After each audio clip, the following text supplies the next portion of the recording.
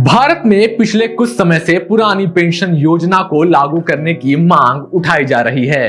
भारत के कुछ प्रदेश सरकारों ने अब इस योजना को अपने अपने राज्यों में लागू कर दिया है।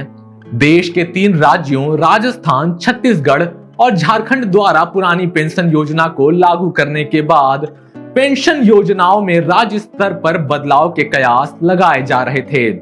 इसी क्रम में हिमाचल प्रदेश में विधानसभा चुनाव जीतने के बाद कांग्रेस की सुक्खू सरकार ने 3 जनवरी 2023 को अपने कर्मचारियों को पुरानी पेंशन योजना में वापस लाने के फैसले को मंजूरी दे दी। वहीं इस फैसले पर हिमाचल प्रदेश के मुख्यमंत्री सुखविंदर सिंह सुक्खू ने कहा कि पार्टी ने एक महत्वपूर्ण वादा पूरा किया है। हिमाचल प्रदेश के सरकारी कर्मचारियों के पास राज्य के बड़े फैसले के बाद अपनी रिटायरमेंट योजना के लिए पुरानी पेंशन योजना और नई पेंशन योजना के बीच चयन करने का विकल्प होगा।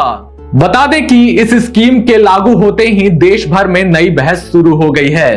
कुछ आर्थिक जानकार पुरानी पेंशन को लागू करने को भारत की आर्थिक नीति के लिए खतरनाक बता रहे हैं, लेकिन हम आज अपने इस लेख के माध्यम से आपको पुराने पेंशन स्कीम के हर पहलू को विस्तार से समझाते हैं। हम इस सारी जानकारी को कवर करेंगे और पुरानी पेंशन योजना और नई पेंशन योजना के बीच के अंतर को भी उजागर करेंगे। लेकिन खबरों की शुरुआत करने से पहले अपना परिचय करा दूं। नमस्कार, आप देख रहे हैं राइजिंग इंडिया और मैं हूं शाश्वत सिंह और आज मैं आपको पुरानी पेंशन योजना और नई पेंशन योजना के बीच अंतर के बारे में बताने जा रहा हूं। तो चलिए प्रारंभ करते हैं।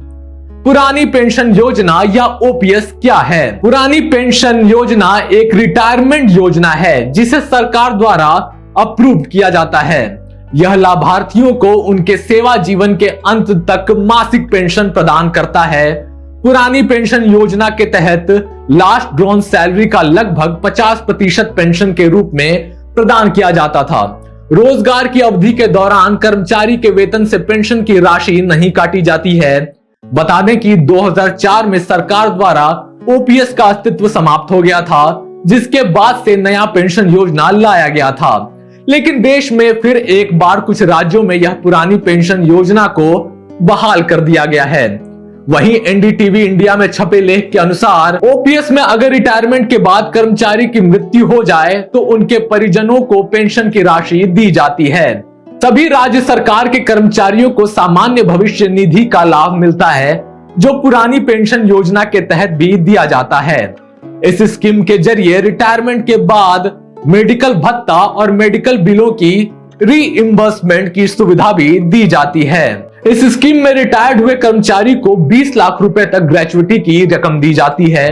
इसके अलावा पुरानी पेंशन योजना के तहत सरकारी कर्मचारी को रिटायरमेंट के बाद पूरी पेंशन राशि का भुगतान सरकार द्वारा किया जाता है।